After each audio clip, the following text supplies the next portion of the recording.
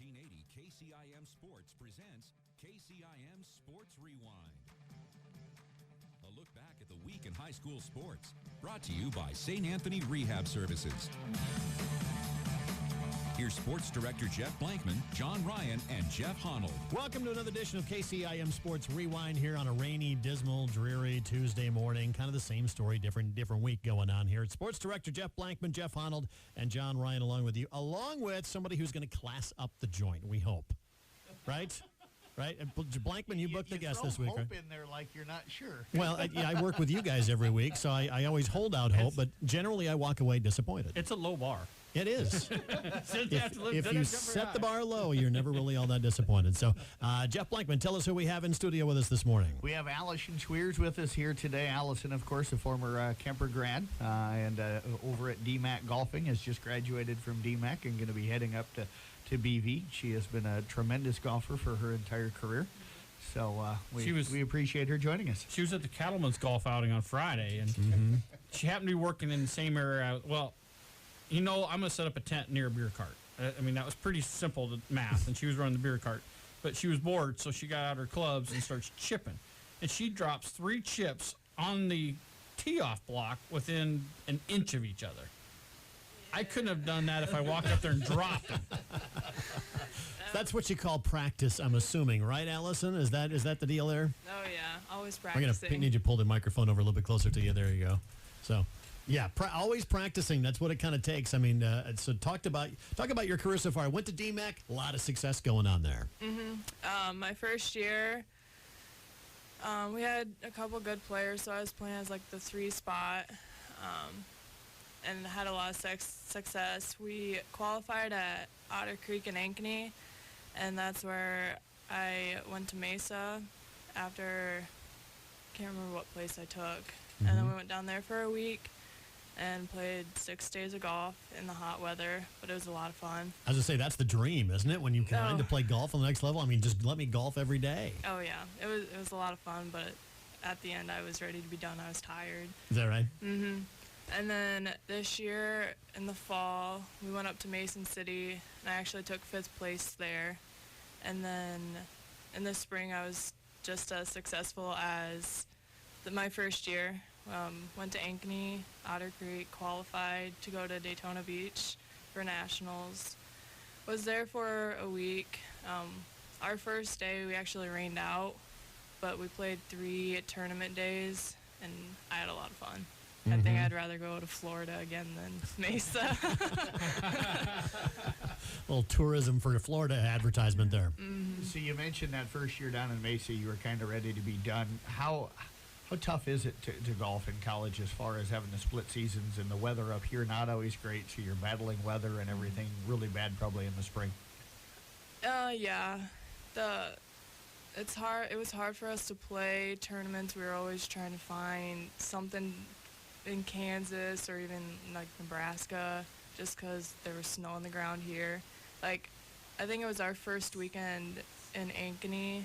There was still snow on the ground, and we still played. And I know the one day, they say it was like cold and windy. I don't remember that, but yeah. What was the biggest adjustment you had to make going from high school to college? I mean, what did you have to work on, know that you had to improve on? The competition's definitely one step higher. Even down at nationals, we were playing schools that are down south, so they play all year round.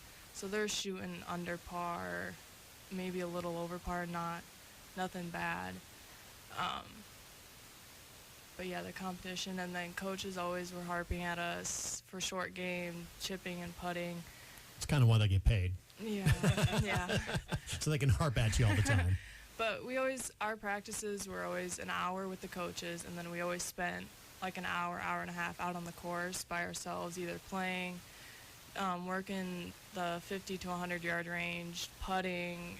We were constantly doing short game stuff, and I think that's where my game really improved, and that's where I was able to like save some of my strokes. So you literally played all over the country. Do you notice any differences in the courses as you travel around the country? There are certain features like down south that you don't find a lot here in Iowa that you had to get used to? Oh, yeah. When we went to Mesa, we had the fairway, which was grass, and then everything else was desert. And I had a few shots where I had to hit out of the desert. And Did it play with your mind a lot? A little bit. I know I was afraid that like I wouldn't hit the ball as good, but I ended up still getting out of them fine. But I think that's the main difference was the grass and what like the troubles are different than up here. All the hazards. Yeah, but like down in Florida, Like it was, snakes. Yeah, I saw a few of those in Mesa. You don't find a lot of alligators and snakes on the No, courses no, up here, no. so. Yeah, that is funny. But how about the other golfers out there? I mean, would you guys have kind of like a bond when you're out there at those national tournaments, or is it pretty competitive? Everybody keeps to themselves and their teams. There's a little bit of like friendships being formed. I know when we were down in Florida, there was a girl from Iowa Western that I've played with both my years, and the one night I hung out in her hotel room. I mean, you just form those types of relationships that once like I left, I'm like, I really am gonna miss this. You mentioned, getting to play around the country. What are some of the favorite courses that you got to play through these first 2 years in college? I would say I definitely liked the LPGA International. We played the Hills course. That's where nationals were this year. Other than that, I mean, it's just the two national courses I played that I really enjoyed them. It was something different, and The distances on those are much greater than the courses you play throughout the regular season, or are they pretty comparable? I think it's pretty comparable. In order for our tournaments to count as a tournament, I think our yardage have to be between close to 6,000. So it might have been played a little longer, but it never affected me because I was still playing my same game. So. Talk about you're moving on to BVU right now. What was that like? I mean, how did you get in contact with BVU? And did you have any other options? I know you mentioned one other school that I'm not going to mention here, but if you want to mention it, that's fine. But talk about that, the recruitment, and why you chose BV. So in the fall for DMAC, we actually play a tournament up in Storm Lake, the BV Invite, and that's where Coach Janet Berry, she saw me, she followed a little bit, and then after I got back, she contacted me saying she enjoyed watching me play, would like me up there my junior year. So for about 5-6 months, I battled between either the University of Iowa or BV. And I thought about it, and in the end, I couldn't hang up my clubs yet. I wasn't done competing. So if it was Iowa, you'd be done with golf. Yep, it would be strictly academics at Iowa. Mm-hmm. But I made the decision in March that I was going to go play golf for BV, and they had my accounting program. They had everything I needed. So I made the decision in March and going to go play. Now, what is it about the golf program up there? I mean, what are they going to do for you as a player? How are they going to make you better? What do you feel like they're going to do for you?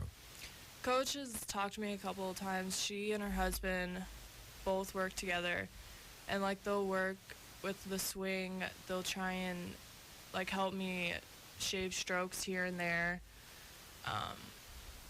But yeah, they're going to help me do to improve my game pretty much. So do you get to go up there during the summer and play with them and have them do a little bit ahead of time, or do you have to wait till you enroll? I think I'll probably wait until I enroll to go up there. They said I could go up there and play. They'll get me on. So, but other than that, once I move in is when we'll start practice. Where do you feel like you need to improve still? I think it's still short game and a couple of my irons, but just to get everything to smooth and help me shave those strokes off and make my game better. Isn't it always the short game? Doesn't it always come down to that? Pretty much. That's what every coach will harp at is short game. Mm-hmm. How did you get such a love for the game of golf? Your whole family seems to be passionate about it. Yeah. I think it's probably came from my dad. When we were younger, I actually started off playing T-ball, pee-wee, that stuff, and Dad said you can either do that or you play golf 4 times a week. So we dropped the bat and ball and picked up the club.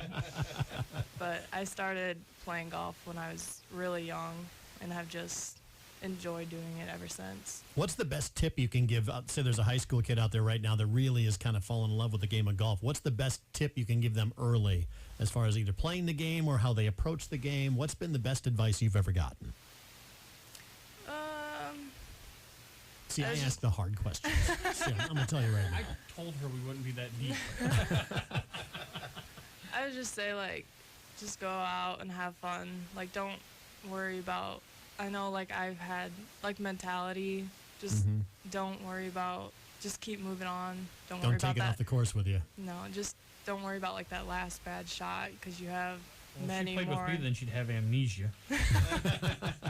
So who gets bragging rights, you or Katie, when you guys play? Oh, she's not going to like me, but I think it's probably me. But, I mean, we both play pretty close, so. So what's it like when you go out with the whole family? Is it competitive? Is it pretty laid back? How is that? It can be competitive sometimes. I know my brother doesn't like playing with me. If Dad, Why would that be? Just because it's that competitive? I think it's more like I go through my same routine, and he doesn't like that. It takes too much time. The whole patience thing then. No, yeah. But if Dad's playing, like I'll move back to the white tees with him and play with him, and my sister, she'll either do the same or she'll play from the reds, but just make a little fun game out of it. Do they ever take you back to the blues, trying to make it even harder for you? I haven't tried that yet, but I probably should. What are some of those rounds that stick out for you? I mean, you've had to have some of those rounds are like everything's working. I mean, tell us about those times because none of us know what that feels like. So It's a good feeling when everything is going well. I know in the fall when we went up to Mason City, I think I shot an 80 up there, and that everything was working good. Granted, they shortened a couple of the holes, but like I was hitting good, I was chipping good, putts were going in, and even down in Daytona Beach, the first day that we played, I played good. I was happy. I'm like, okay, this isn't as bad. Next, like coaches said, like as long as you're playing, like don't worry about everyone else. Just play within like the region. And like I played right with them, and like they were all saying the course was tough. They didn't like the course, and I'm like, I love it. It fit my game, and I love it. I like it when everything's going well. So when it's going like that, do you have the confidence just knowing every shot you walk up to it going, oh, I can put it here? Is that what you were feeling? Is it everything? This is easy. I'll just swing, and this is what's going to happen. Yeah, pretty much. See, like, I don't know that for me. I know what will happen right when I step over the ball. I know where I want to put it. You know, sometimes it'll happen. Usually two. Usually it's clear to the right. It's like 2 holes away. But you just said here that course fits your game. What is your game? So, in high school, I was always playing like a fade, sometimes a slice, but coaches at DMAC finally got me playing a draw, and everything down in Daytona, there's trouble on the right. I think that's what might have gotten a couple of the girls into trouble, and with my draw, I was able to like start it off the right, and it would draw right in, and I would have sometimes a good shot to go for the green or do whatever I needed to do to get that low score. as you're stepping up for a shot, are you running through this stuff in your head every time, or are you just saying, okay, just put a good swing on the ball? I mean, are you constantly thinking that way, or is it just let the game speak for itself? I think it's a little bit of both. Like, if I have a coach standing next to me, like, I'll talk the shot through with them. Like, this is what I want to do. This is where I want to aim.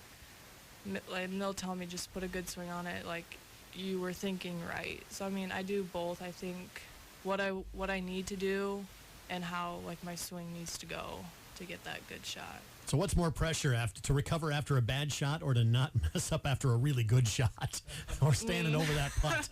Which one's worse? Both. Because I stress over all of it, so.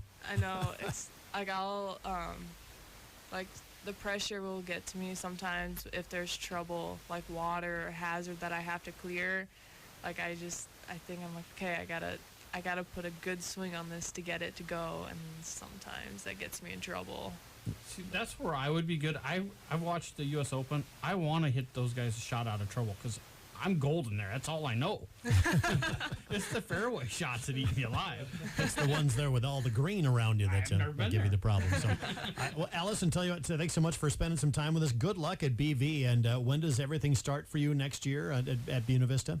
I move in is the 17th, and we have team meal that day, and then practice starts right up. It's off and going. Yep, we play 7 weekends, and then we play conference, which is actually down in Ames Country Club. Okay. So, You know that one well. a little bit. How about the springtime? Do you guys get much golf in the springtime at all? A little bit. I think it depends on the weather. And I think the majority of our season at BV is in the fall and a little bit in the spring because we conferences in the fall. So I think we play everything in the fall to prepare us. All right. Well, I tell you what, good luck. We'll be following you along the way. And so once again, good luck at Buena Vista University. Thank you. All right, Katie Schweers, or Allison Schweers, I'm sorry, joining us here. See, you messed me up with Katie there for a while ago.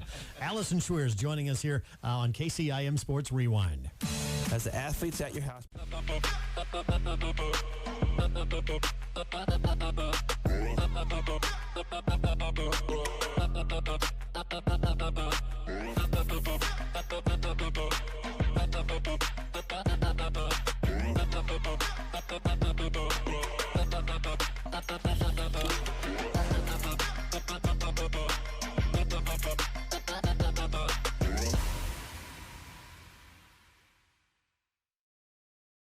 And for some people, it's absolutely glued to their hands. That's your radio. You get KCIM streaming live right there. And 1380kcim.com has all your news, weather, sports, and funeral announcements anytime you need. No waiting and free of charge. If you've got a phone, you've got a radio. And you've got Western Iowa's information leader in classic hits. 1380 AM and 95.1 FM. KCIM. It is KCIM Sports Rewind. Our thanks to Allison Schweers once again joining us here, and just kind of mild-mannered, unassuming, but Brave lady. yeah. But you know what? You get her on the golf course, and there's a killer instinct that comes out in her. She's really good. I got so good at golf, I started biking. I quit golf completely. So I'm not a quitter. yeah, after about 4 years when my golf game didn't improve at all, I'm like, maybe this golfing thing isn't going to work out after all. So I took a bike, and I've never gotten off the bike and went, well, that was awful. What? I've never gotten on a bike and said it wasn't. I feel better about myself when I get off the bike. Yeah, I'm in too much pain when I get off. Yeah, I'm the opposite. It's all in the bike shorts, man. See, Nobody wants to wear them, but you need them. I will say this. The sad thing is you're complaining about your golf game. You were 30 strokes better than me, so what's that say about mine? Well, I didn't have a baseball swing on the golf course, so I at least tried to have a little form. Yes. We had to talk about one of the local guys doing very, very well in his college visits. Gage Gunnarsson, going to be a senior this, or Blaze, I'm sorry. Yep. Once again, doing very well in his college recruits. He's just at the University of Nebraska. You shared an article about that, and they were just knocked out. Yeah, I follow what's going on over there very, very closely and listen and read every day about things. And I See that? He reads every day. yes, I do. He's reading about Nebraska. That doesn't count. You owe me $10. I said he read every day.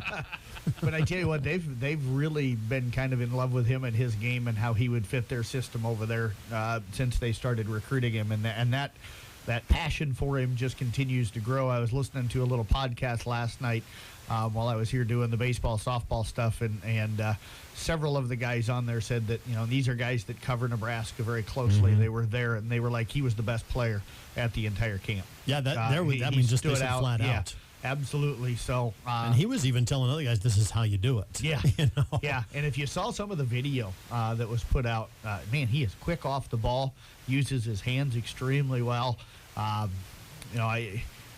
I don't envy any high school offensive linemen that are going to have to try and keep him from getting to the quarterback and to the running back this year, because he's gonna be kind of hard to handle at times. I'm not sure how you're going to do it. I don't think a double team is going to work. Yeah. Well, you run the other way.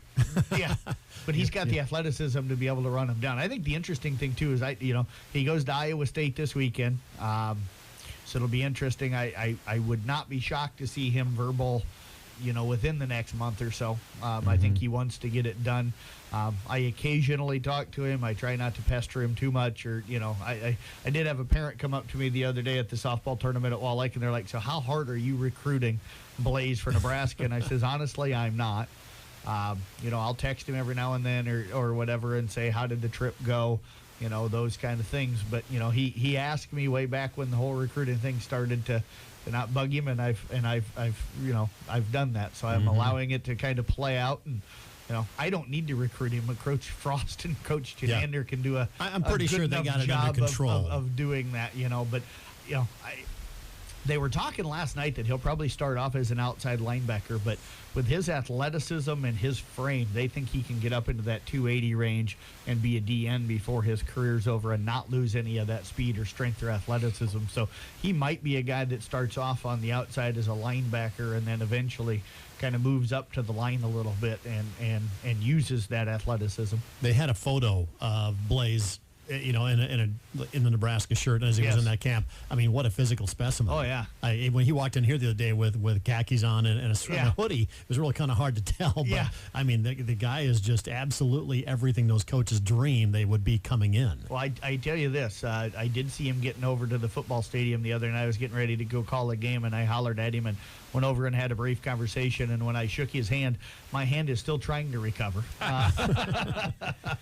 He's just a strong kid. Down to Iowa State, and Nebraska, correct? Yeah, well, from what I had understood, he was kind of down to 2, Iowa State and Nebraska. Correct. But I don't think you can ever count Kirk Ferentz out in this state. No. And the other school especially with their reputation as defensive linemen and things like that in the NFL. And the other school that I know if they would ever throw their name into the hat that would probably cause some ripples would be Notre Dame. I think if Notre Dame would ever throw in an offer, I think that's a place that he would take a serious look at. And it's not like they hadn't noticed him; they just haven't done it seriously. So, yes, they haven't offered. Yep. So, but a lot of camps yet going on. Yeah. Yep. I know I got a nephew that's going to be going down to K-State, so that's kind of that I time think of year. they have to wrap up by the end of this month, if I remember correctly. So, and that's why you'll see probably a lot of people starting to verbal late this month, early next month. So and the verbal, again, just kind of gives you an indication, but it's far from being final. Until they sign on the dotted line in December or in February or whatever, on the 2 signing dates, you don't know for sure. So. Right. So that's a latest update on Blaze Gunnerson. A little interesting article that was written about him in the Omaha paper. And they also said, by the way, one of his best friends was a big wide receiver out of Omaha. Yeah. And they were like, well, they're really kind of tight right now, and they're both going to be visiting Iowa State, so they might be a package deal. They said they're that tight. Well, that'll be the interesting thing. He's really good friends with Tyler Miller, Peyton Cherdan kid that now at Greene County, and Tyler's at Iowa State. But I also know that there's several guys in this recruiting class that have already verbaled to Nebraska that Blaze has become very close with. They talk on a very regular basis that are really trying to pull him, towards Lincoln as well. So they got a 4-star, could be 5-star offensive lineman that verbaled to Nebraska, and he is probably the guy that's recruiting Blaze harder than anybody, and it sounds like those two have become pretty tight. So it'll be interesting. Well, we'll see how well the red carpet is rolled out at Iowa State. I'm sure it's going to be no holds barred. Maybe Blaze takes them the other way. You never know. You never know. Yeah. We'll be back. More KCIM Sports Rewind coming up. As the athletes at your house prepare.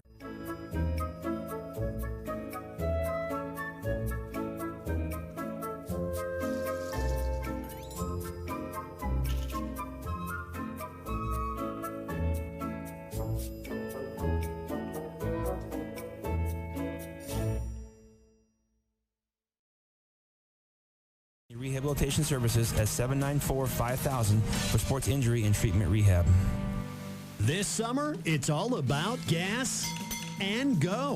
1380 KCIM is all about the road trip with a Gas and Go giveaway. We've got tickets to some of Iowa's hottest attractions, events, and concerts, including the River Ruckus, Iowa State Fair, and tickets to the Iowa State game. Plus, you'll win gas cards to get you there and back. What a deal. Gas and Go. And to win, all you have to do is register every time you're at one of our exclusive Gas and Go destinations. No hassles, no worries. Free tickets and free gas. Visit 1380KCIM kcim.com for complete giveaway details and our exclusive Gas and Go destinations. It's your green light to summer fun all across the state. So gas and go with 1380 KCIM. Oh, and don't forget, fasten your seatbelt. 1380 AM, 95.1 FM, KCIM. Catch a podcast. Our special guest was Allison Schweers a little bit earlier on this half hour. Former Kemper golf standout, going to be heading to BVU after a good career with DMAC, so congratulations to her. Also, we got a little baseball, softball to talk about. But first, you got to love this minor league baseball. I mean, even like the Merchants, they got some of the craziest things. They got like the ugly or the dirtiest car contest. Dirtiest car, that's a good that was one. pretty funny. Yeah. It's like They said I'm not eligible. Yeah, everybody they announced the license plate. And it's like everybody's like, oh, cracked windshield, whatever. Like, nope, you have the dirtiest car in the parking lot, so you get that free car wash. There was a minor league team out of Kentucky. They had for Father's Day, I believe it was. Yes, it was Father's Day. Dad bod jerseys. Dad bod is all the latest thing, right? But these were anatomically correct. Yes, jerseys they were. of a dad, without a shirt on. The chest hair, the back hair, everything on the jersey. It was horrific and awesome all at the same time. You look at it, the first view I had was a guy at second base like, is that camo he's wearing? And then when they start running, like, oh, no, that is not right. So where do you find it? Can you Google and find pictures of these jerseys? I saw it on Twitter. Did you? Okay. I saw it it's on the prep this morning. There's some pictures on there, and just them playing, and it just looks. It's wrong. Like I said, it's wrong, all kinds of wrong and awesome at the same time. So none of the local teams going to be sporting those anytime soon, though. I would hope not. You know what? I wonder what it'd take to get Waddle to actually put those on the guys. Of all the coaches, I don't think John would have. Yeah, he might. He might. Yeah. He might. We'll get him in contact with him. I'll have to call John and see if he'd do it. Yeah. Latest baseball, softball news. What do you got going on this week? Who's hot? Who's not? Who's doing well? I tell you what. Speaking of Coon Rapids Bayard and their baseball team, 14-3 right now, sitting at 12th in Class 1A, just outside the top 10.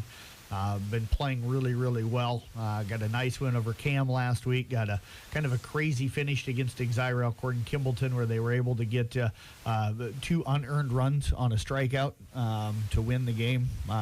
They struck out, and catcher dropped the ball because it was in the dirt and threw it over the head of the first baseman, and the 2 runners came in to score, so they were able to get a win that way. Kemper girls softball team last night had kind of a crazy finish as well.